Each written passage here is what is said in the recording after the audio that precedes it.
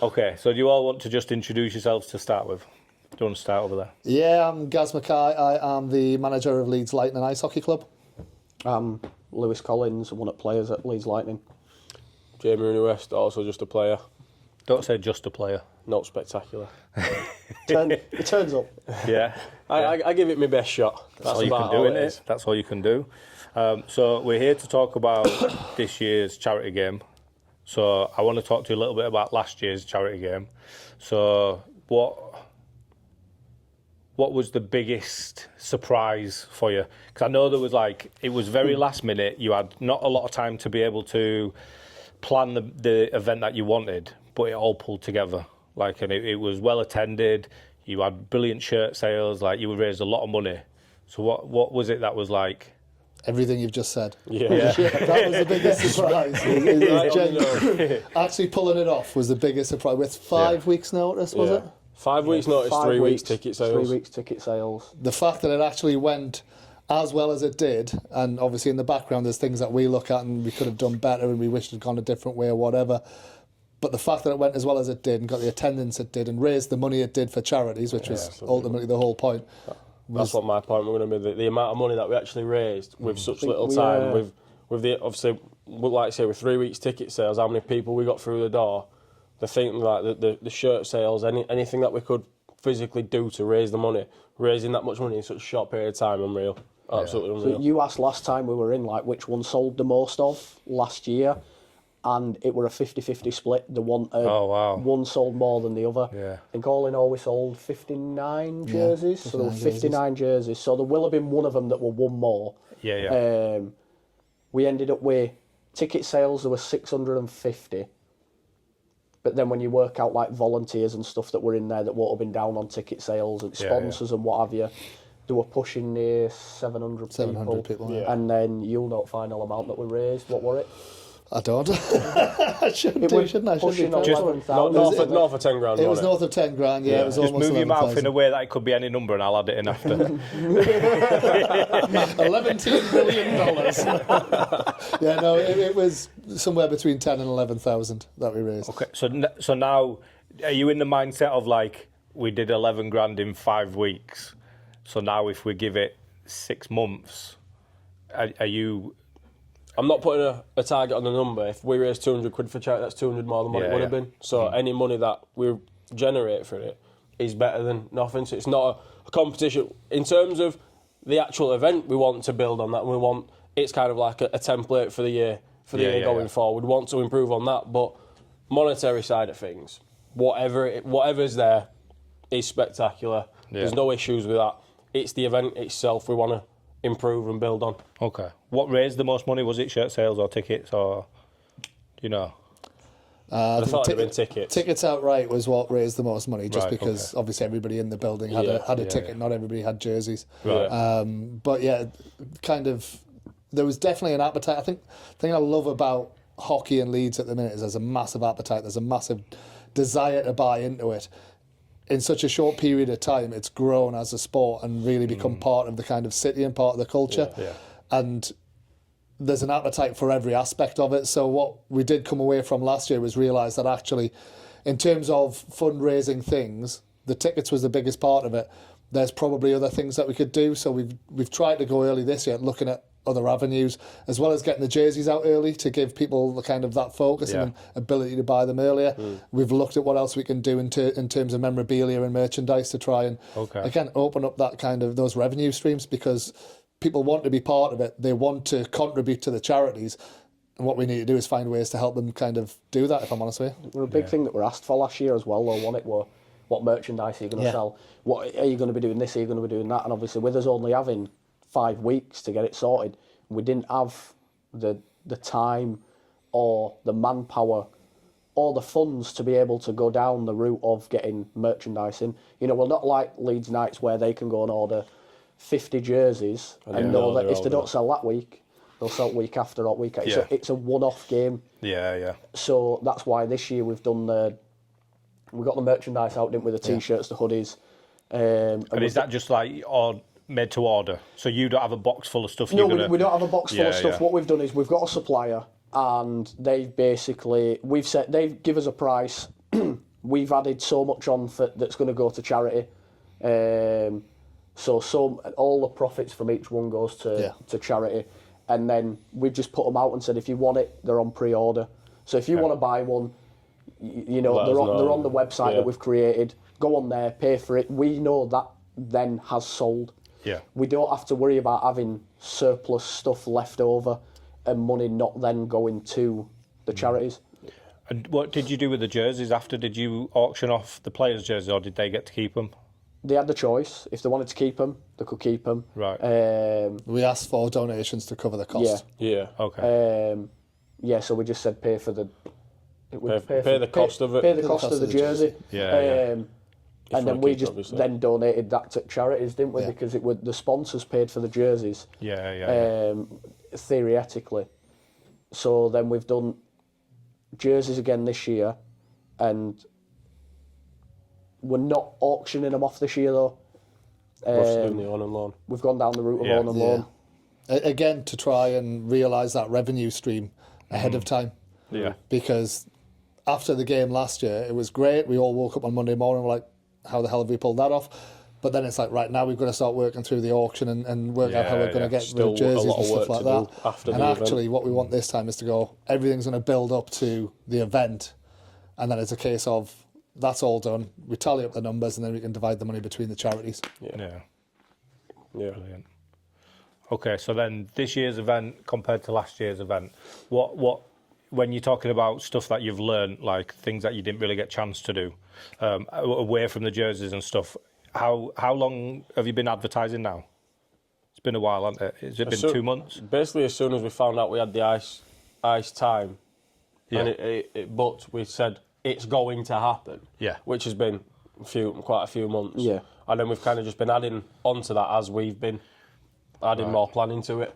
Okay. But the fact that it was going ahead has been a couple of months. And are you checking ticket sales now? Is it? Yeah, is it going well? checking them now. Last time we checked, there was 86 sold. Okay. Which doesn't seem like a lot at the minute, but It's still quite a long. there's I bet still the last month is 4 when. months. Yeah. 4 or 5 months out. Yeah. Well, obviously we only had 5 weeks, but it was Yeah. really the last 2 weeks last time, wasn't When we? Saw a people know real for spike. definite that they can get there. Quite a lot of walk-ins as well. Yeah. People paying up door. But I think when we've still got a few more players to announce. Some of these players, people might go, oh yeah, Go on, watch then we'll watch go. that. Do you know what I mean? So it's one of them. I think once the full teams are out, which will probably only a couple of weeks. Yeah. I'm touch wood. If these couple of players get back to me next couple of weeks, we're a couple of weeks back off the teams being fully out, and then I think once they are, ticket sales might. I reckon they might skyrocket and then just die off, and then like we say towards the last 3-4 weeks, jump back up again. Closer it gets to it as well, people will be like, right, well, actually, you know what, we've got no plans for that. Realistically, when season ends, people are huge and massive on it now because they've got the hockey fix if they want to go watch the nights. Once the season ends and it's been a month and a half, 2 months, right, no, we want to go watch a game now, and then all the favourite players are playing in game. It's like, right, no, why don't we just buy a ticket for that? And then obviously it's paydays and whatnot as well. So closer you get to the game, it obviously starts to pick up a bit as well because people want to go. They're giving themselves reasons to pay for a ticket and go now. Okay. Yeah, that makes sense. Because they can make their own day out of it, you know what I mean? They can go have some food before, whatever it is. So that definitely. And let's be honest, people don't always want to pay money out now for something that's happening in 4 months' time. Exactly. Yeah, no. See, I'm the opposite. I'm always skint, so whenever I have money, it's like, right, I'm going to buy tickets for something. Straight away. And then in a few months when I'm skint, it's like, I bought myself some tickets. I can do something. I can do that thing now. Look at me, I can go. I actually, have you sorted out the how to give away those tickets? So we've done like a thing on Facebook. Have you seen it? I've seen you tagged me in some of Yeah, so we'd put it on Facebook and done it as like a comment, share. Okay. Tag who you'd come to the game with. Like this post. No, yeah, like the post, like us page, comment who you'd bring with you. Right, okay. And to be fair, it's not really had that much interaction. Right, okay. Which I were quite shocked about, considering it could be again the same thing of like, well, I don't know if I can make it on that date yet. It is, but at the same time, it's like, even if, say for instance, you win them, and then it gets to a week before the game, you're like, I can't make it. Give them away to someone else. You haven't paid for them, let someone else. We see it all the time on Knight's page. how often do you see on a weekly I basis don't buy people Coventry going, tickets because I don't know if I can go. And then a week before, there'll be someone selling a package with a hotel and the tickets and everything else. That's what I mean. Or you get on Knight's page where people are going, oh, I've got 2 tickets to tonight. Does anybody want them? I'm not well. Yeah. You know, you see it all the time, so why not just comment on it? You know, even if you win them, you can't make it a week before. Give it to someone else. You got to think as well, this isn't a big, massive event yet. Obviously, hopefully, a couple of years down the line, we can keep building it up and up and up. But it's the second year we're doing it. People aren't really... There's a lot of people who don't know that it even exists. So it's like, it's not got that exposure yet. So anything that we can get is sound. If someone don't want to get the tickets, they don't want to get the tickets. But if the mates want to, we're going to do a little video at the end of this that we're going to put out, and then that's the thing. Because like as much as like posts work, I think having a video of people talking always gets better reception. Sense of realism as well, innit? Because it's like right now, it's actually organised. Not just something we're doing. If you want to come. It's I think that's a really important point as well, though, is that we are still learning. You know, it's the second time we've done it. I think there's a lot we can take from last year in terms of organisation, getting kind of names out there, trying to tie players down as much as we can, etc., etc. But actually, there's still stuff that at the moment we'll test and adjust because it'll not go right first time. And you know, we all do this stuff, everything, whether it's Lightning, whether it's the Gregg Marshall Memorial Game, we all do it off the side of a desk. And as committed as we are to it, we've all got day jobs and we've all got stuff that we're trying to do in our lives to actually focus on this. So where we try something, and if it doesn't work, we'll try something different. We've got that flexibility, and the beauty of this year is we've got the time to do it as well. Yeah. The ability to even do the game is a massive privilege and honour itself, that we can even try and experiment these things. We've got the ability to do it. If it don't go around sound next year, it'll be different. We can always we'll listen to feedback as well. If some fans have got something that they want to see, if we can make it possible, why won't we do that? If it's going to make it more pleasurable for people. I've seen Zorb balls on the ice. I can't remember where it was. It might have been in Scotland. You know, in between periods. Yeah. Can you do something like that? I haven't seen this, but yeah, I'd be up for that. That sounds fun. Or the halfway puck shot. I mentioned something like that, but obviously when it comes to stuff like that, we obviously want to get the fundamentals of the whole event done first and then start doing the add-ons. Yeah. But, like I say, the suggestions for it are sick, so like we can take that into consideration. It doesn't take much to get someone onto ice and ping it from halfway line, does it? So it's I think something like that's fairly easy to set up. Like we'll do chuck a puck again, cause like we did last year. But it's like, all right, well, instead of just doing something in between period 2 and 3, why don't we get something done in between period 1, maybe before the game, maybe after the game? You know, like make it into a full thing rather than just the game and then you go. Like the trophy presentation afterwards. I know that last year that's something we want to build on this time, because no one really knew what was going to happen after the game. Even as players on the ice, we didn't really know the order of what we're going on. Yeah. Because we didn't have the time to implement it. But now we've obviously got it, so the trophy presentation we can kind of release that beforehand so that people know to like stick around, watch it. Yeah. Why don't you do the trophy presentation in between first and second period? When we're going more people will be there for it then. Well, yeah. Do we start the game, get it out of the way? I'll just keep it at my house. If we're doing it at the start of the game, I'll just keep it at my house. What about doing second period 3-on-3? That's fast and exciting. Yeah. It's tiring, obviously, but it's something different. That's brutal. Wow. Full 20 minutes. I'll sit that one out.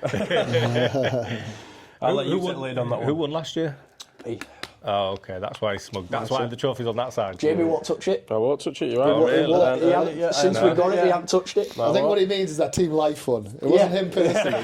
No, I'm sorry. It was a team effort. My clap bomb. Let me just have a look. 5-old Harrison Walker. Oh no, it doesn't say Lewis on there. It does say team life. They did try putting captain by Lewis on it. All right. Who got man at match? We didn't do a man of the match. That was something else where it's like, does a game like that really need a man of the match, that sort of thing? We've thought about it this year. If we can get some like QR codes up and it's like fan voted or something like that. That's one of the things we thought about, is actually how can we continue the engagement throughout the game with the fans. So something like that, I think, is something we've been kind of bouncing around, is if we get QR codes up around the game or in programmes, fans can actually have a say in who do they think is a standout performer.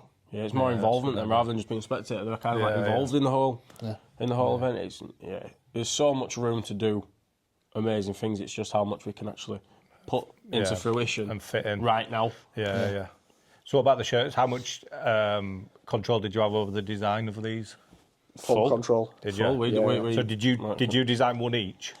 We both had an input on them both. I mean, obviously, Gaz had a look at them as well, and he had his own input. But it's fully designed by us. When they sent us the original design of this one, more so, the designs they sent, because I sent them through to you, didn't I? They were very much like last year's. Yeah. Right. Almost like they just flipped the colours. Yeah. Okay. Do you get what I mean?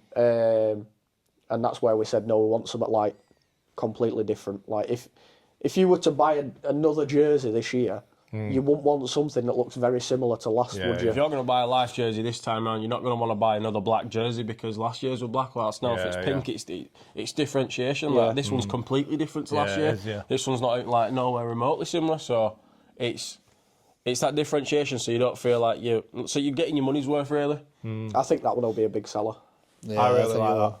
I really do like this one. with poppies on it. I think it already has in terms of pre-sales, pre-orders. It's already started to pick up that one. And I think once That's a small win there, isn't it? Once the teams and stuff get He put said out, that it was 50-50 last time on it. It was definitely mine. I bet my name sold more as well. It was 50.5, wasn't it? 49.5. yeah, I think once the full teams are out and names that are going to be on that team, I think that'll definitely sell quite well. Just need to absolutely load my team up with our best players so we can win this year. Still That's why don't you got make a me and Gaz on it. How do you decide the split between the players? So, So if there's any players that want to play against each other, Okay. Yeah, so do you actively split people up? Like there's a couple of Leeds players on each team, isn't there? yeah, so we had obviously Finn said yeah to play in. We got a message from Innes Gallagher. Am I still all right to play? Because spoke to him about it when I was working with him over Christmas. Says, yeah, Kosh, can I put all right, that's fine. And I went, what team do you want? He went, just put me on opposite team to Finn so I can blow him up. So straight away there, that's a rivalry. Yeah. Stick them on opposite teams. Yeah. One of his sponsors, UK Container Repairs, Mike Musson, his son's now playing this year. His son plays for Hull Sharks in NAHL 2. Kingston. Hull, Kingston, same thing. Kingston Sharks. All right, Kingston Sharks. And I said to him, I went, do you want to play with him or against him? He went, put him against me. And straight away, Jay is a young, cocky, 18-year-old, very good at hockey. Turned around to his dad and went, I'm laying you out. You know, so it's just little things like that. What other rivalry we got? Well, who else? I think that's it for the time being, but it's like, other than that, try and balance out as much as possible so it's not one team is loaded. But it's like, say, last year, like Andy and Kieran, they play against each other every charity game they play in. They wanted to play with each other, so we put them on the same team. That's not happening this year, because I'm not having 4 number 12s on the same team. That's not happening. There's going to be about 6 of them on ice. Oh, yeah, what do you do with that? Do they all just keep their own number and they all have... Yeah, it's a charity game. Right, okay. It's a bit of fun. There's no point going, oh no, you can't have number 12 because he's got number 12. Can you imagine that between Andy and Kieran? Yeah, you two fight for that number. People are giving up their time, aren't they? You know, it's the least we can do. It doesn't make a difference, does it, on the ice? No, in terms of rivalry, only other one you've got is me and Eden. Oh, yeah. So we've got another lad who used to play for us. He went to Kingston Sharks. He's now at Bradford Bulldogs in AHL 2. Double the size of him. Just a little lad in there. Yeah, Double the size of him. He's about 7'2". Looks like a Viking. And me and him have got this thing of, well, I'm like a Yorkshire Terrier when it comes to him. I just go at him, and I never win, but I'm putting him on opposite team to me. At least he's self-aware, because we all know he's like that as well. Well, it's a very one-sided rivalry though, because Eden's got no clue what's going on. Lewis just occasionally bounces off him. I think the worst one was when I attempted to hip check him. He ended up on top of me. I came away with 2 broken ribs. Oh, God. I watched it. It was absolutely amazing. So, yeah, that'll be fun to watch. Yeah. So, on that then, so you've got players who obviously play high level. You've got players who are as high. So the lower level players that you've got, are they playing full contact or not? And then how do you work that in? The full thing, it's not like it's go out there, it's a check-in game, go smash into everyone. No, but you also want to win. You also want to make that tackle, don't you? It's like you kind of have your own personal agreements. Like if me and him are on opposite team and he wants to check me into the boards, I'm not going to start throwing an issue fit about it. Like you know what I mean? But yeah, it's one of them. If you're going to give it, expect it back. Simple as. Same time, I'm not going to try hip check someone who's playing in elite league. You know what I mean? Because I don't fancy that backlash coming back on me. So I think I'll pass from that. Yeah. Yeah. So what about the level of hockey then? Like, not just the aggression. Like, is it like obviously you want to win, but if you've got like Kieran Brown against a defender who's from a lower, when he put my pants down last year. Yeah. All right. So when that's happening, are the better players going a bit easy on? Oh, absolutely. They're having fun, and I can tell you this completely. I'm trying my absolute hardest, and I'm still nowhere near. I'm blowing out my arse, and I cannot keep up with it. They're trying to pass the puck to me to get me a goal, and I just can't do anything. Yeah. So they're going easy. Yeah, they're just trying. Times you had it up, and exactly. Although what was interesting from my end, because last year I stayed with the merch stand, and I just watched from the sidelines completely. And you can see the peaks and troughs in the pace. So you'll see, if you've got mismatch of lines, you'll see the pace drop a bit. If everybody's on the ice that's been playing league hockey and still plays league hockey, you'll see it step up again, and all of a sudden it'll just go, and it'll be... It's kind of like a roller coaster. It's really interesting. It's that friendly competitiveness between them. Obviously, if you've got two guys who are best mates playing on opposite teams, whether they play a league or not, you just want to do each other over. Exactly. You're going to want to have those bragging rights over them. So they're going to step it up for that small chunk of the game, just so that I can obviously after it say, have you set yourself a target this year? Because last year it was not to fall over. Yeah, I don't think I succeeded in that one either. I got taken out by a crossbar at one point, so maybe we'll go for that one again. I'm not going to set myself the unrealistic expectation of scoring, because that clearly hasn't been too kind to me. Wait though, so in the season that you've been playing now, how many goals have you scored? 0. I played his first game last week. Ah, okay. How many goals have you scored since the last charity game? Let's lie, 'cause I don't have the numbers. I'd say about like 40, 45, something like that. So then you should be able to get a goal in this game. I feel like you need to set something other than not falling over. I think there's a bit of a difference in the goalies that we're coming up against and having Sam Gospel stood in front of you. Though. I was shouting at the goalies. No, sorry. You had Dimitri Zamodra and Davy Lawrence. Exactly. I shouted at him from face off, so I'll give you 20 quid if you let this go in. The funniest thing is, in one of the period breaks, Kieran actually went up to Davy and went, no, it wasn't actually, we're on one at face-offs. Kieran went up to Davy and went, let this kid score, man. Well, and Davy went, no. He said it to Zamozgra, and then like literally like 10, like not even 10 minutes later, they swapped again, and then it went new keeper, and I'm like, fuck, now I'm gonna go have to ask him to do it.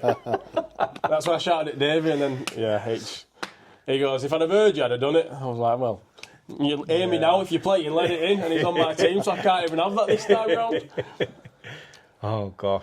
Gonna have to go buy one of them, like a crate of beers or something like that. Let me score an hat trick or something. Let me get bragging rights. Drink it before the game. Let me get the bragging rights over Lewis this time. He scored one, right? I'll score 3 if you just get a keeper that doesn't like him. Most of them. Well, who likes him? Look at him. There's not many people that like me, let alone keepers. My own missus doesn't even like me. She puts up with me. I can confirm. Oh gosh. Okay. So when is the game? 20th of July. 20th of July. And then we'll have a link for the tickets where people can buy. And then what about the shirts? Is there a link to buy shirts? I can send you a link over for the website. Everything's on there. Pucks are on there because we've got a new puck design. You sorted all that out for us, didn't you? Pucks are on there. The merchandise that they can get, different designs of it. Jerseys. I think that's about it. There isn't really much else for us to put on because we're kind of... You're stuck in what you can do in terms of merchandise, like that's quick to get hold of, like and not stupidly expensive. Yeah. So we've just gone down simple route, haven't we? Yeah. T-shirts, hoodies, pucks, jerseys. Are we in agreement that we're not strictly doing everything website based? Like if you don't know how to work the website, you can still just drop us a message. Just drop us a message. If you want something, then we'll still happily sort it out for you. It's just websites there to kind of streamline the bulk of it. But if you still just want to message us, then you can, you know what I mean? Okay. And I think it's worth mentioning, like, I know you've already done it last year and you've had the game, but the reason why you're doing it, like, I think it's important to keep talking about that. Obviously, there's a big reason why you have these games. It's named after someone that's special to all of you. So why are you putting this on? So I was meant to be Gregg's best man at his wedding last year. Obviously, he passed away before I got the opportunity to do that. He suffered with heart problems. He had an heart attack at a young age. He's had a stroke in his life as well. And he was on the heart transplant waiting list for a long time. So the first instance that he had was when he was 18. Obviously, he passed away. I think he was 26 when he passed away. So he was dealing with it for a very long time. Okay. Through COVID, I can't remember when, because me and him only actually really got genuinely close post the first lockdown when people could start going back to work and whatnot. Right. So I don't know when abouts he got it, but he had an LVAD, a mechanical heart, and through lockdown it failed, which I think at the time he was told it was like the only one in 5 million or something around then that had failed. But in that time that he'd had this, because he had it on quite a while, his heart had kind of sustained enough to support himself for a little while longer. So he got the option to get another one of these LVADs.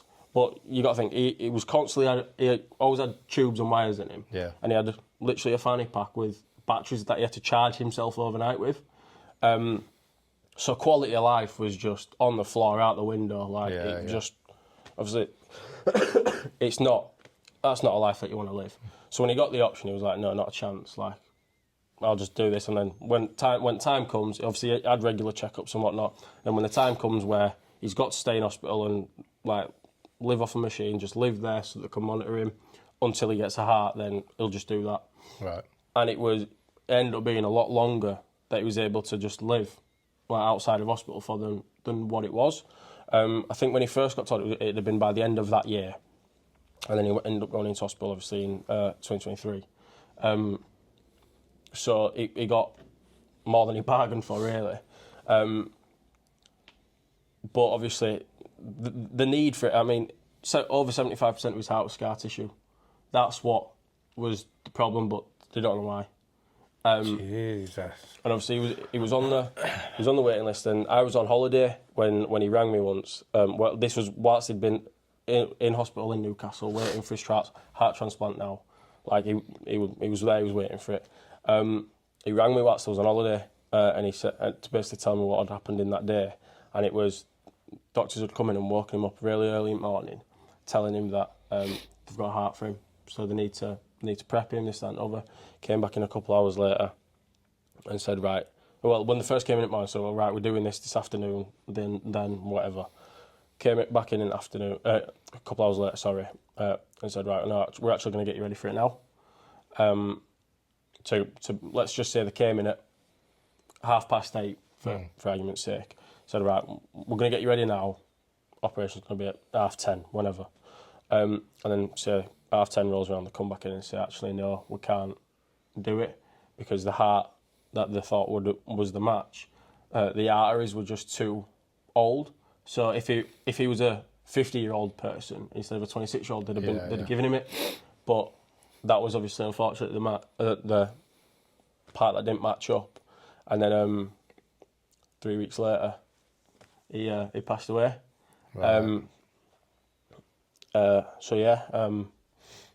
It's obviously when you start getting to the point where there's a heart available for you, you're obviously right near the top of the list now because the first ones that are coming in, they're testing against you.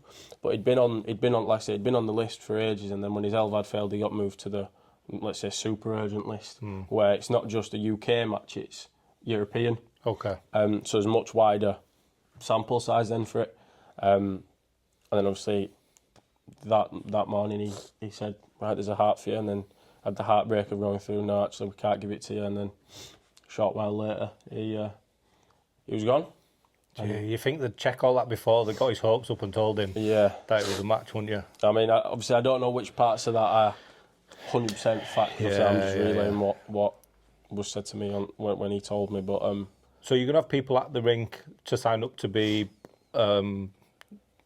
organ donors, or I think everyone is now, though, isn't it? It's just an opt-out system rather than an opt-in. Yeah. Right, okay. So everyone anyway is an organ donor, and I'm a massive advocate for it. I mean, if I pass away, what do I need it for? Take whatever you want, you know what I mean? Yeah, it's going to help someone else. Be my guest. So now it's obviously an opt-out system rather than an I'll take opt-in. your airline.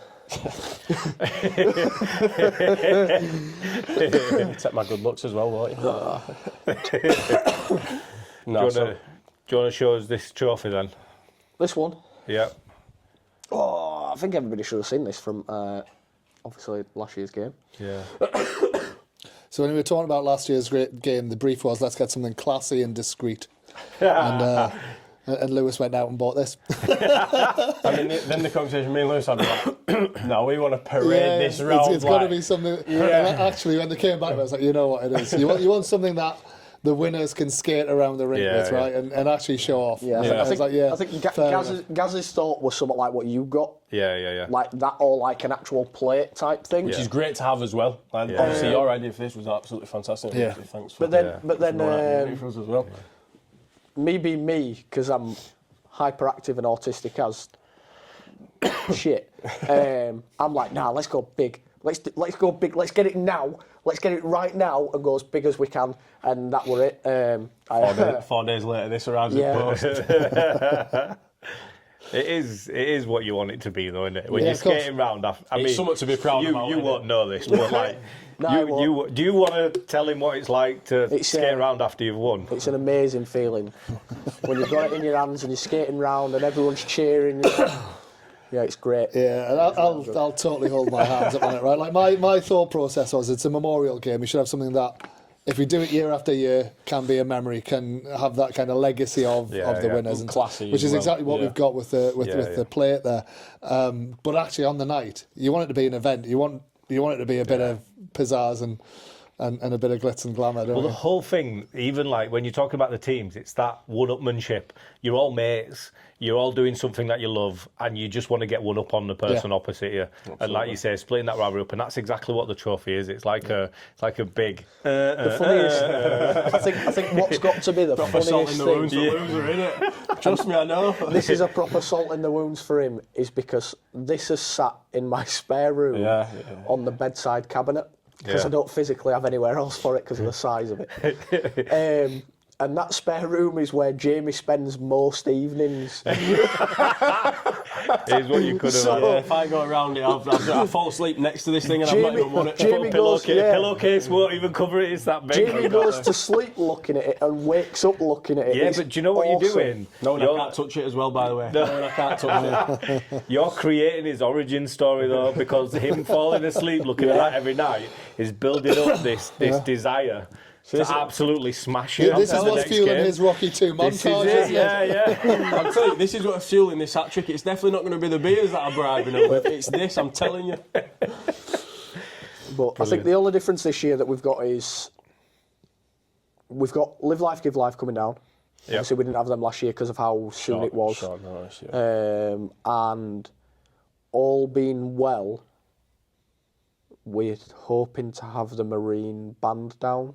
Oh, amazing. Well, I don't know if it's the Marine Band or the British Legion Band, but all being well. If not, it'll be the same as last year with standard bearers and stuff, which I think that added something to the game anyway. That was really good. That were good to see. That was a late addition as well, so for that to obviously come off and be so good, that was really nice to see. We've got a lot more raffle prizes this year. We do.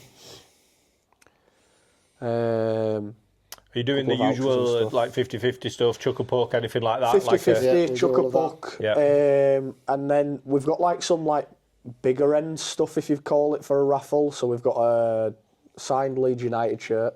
And then, all being well, I pick them up next week. We've got Junior Firpost signed boots. Oh, nice. One at Leeds United players. So, but we're just...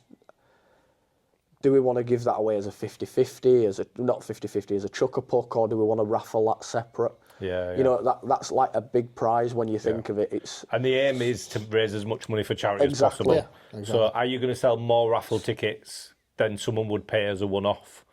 That's what you've got to think, in haven't all you? fairness, having that as a prize for Chuck a Puck wouldn't actually be a bad, like one of them, a prize for Chuck a Puck wouldn't be a bad idea, because then it obviously gets more people buying the Chuck a Pucks, which might be cheaper than, say, a sleeve of tickets for a raffle.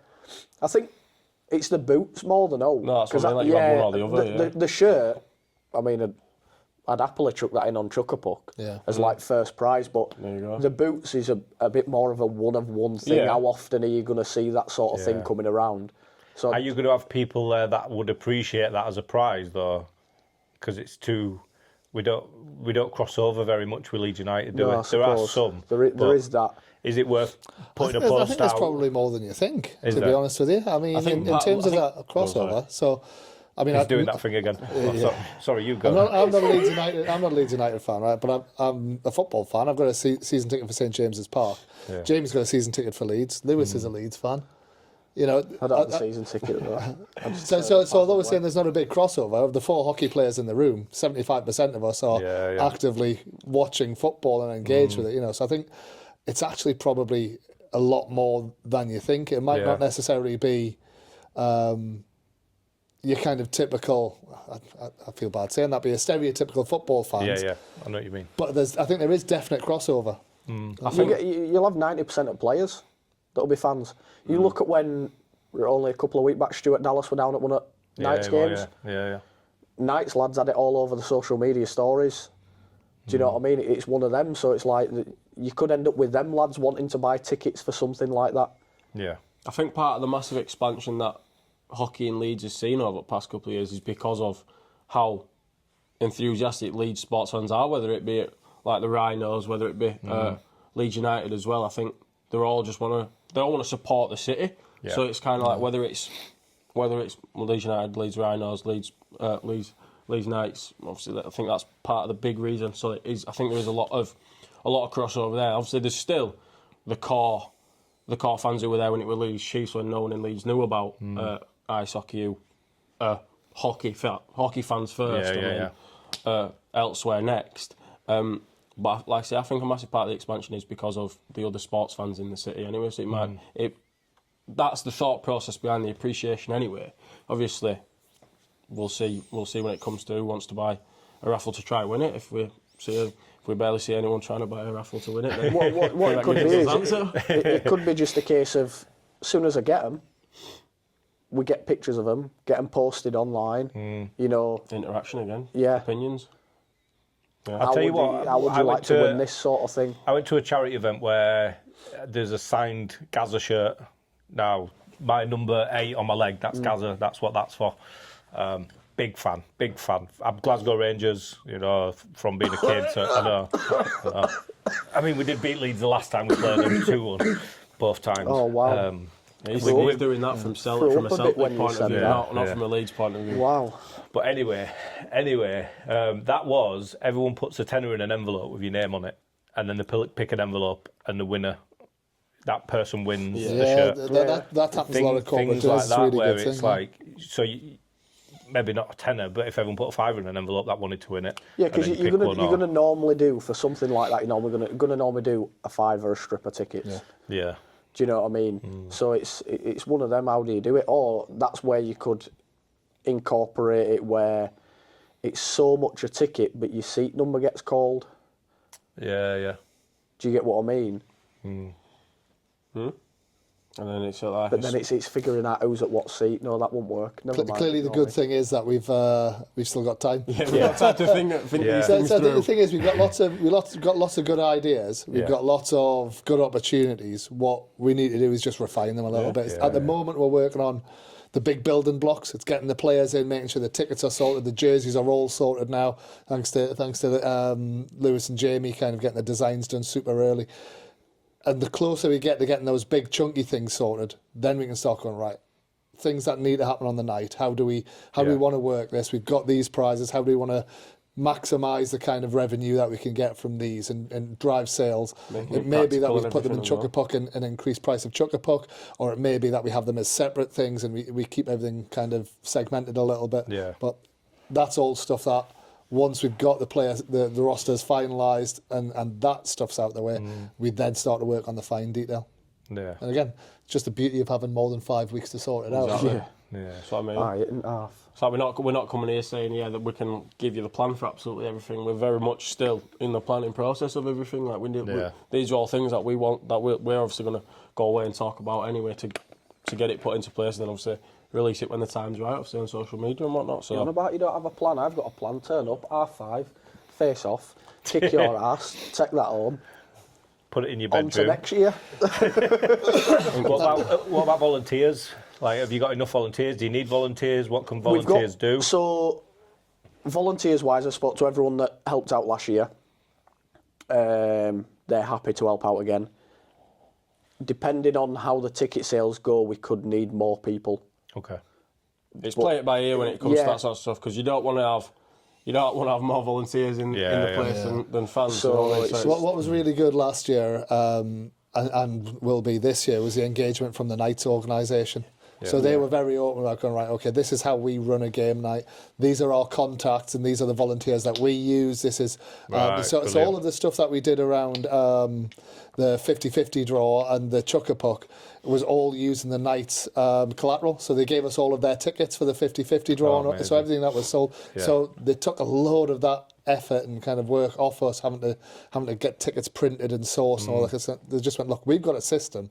We're happy for you to use it. Kind of, obviously Gregg meant a lot to a lot of people involved with the Knights as well. And they just said, look, lean on us. We're happy to support.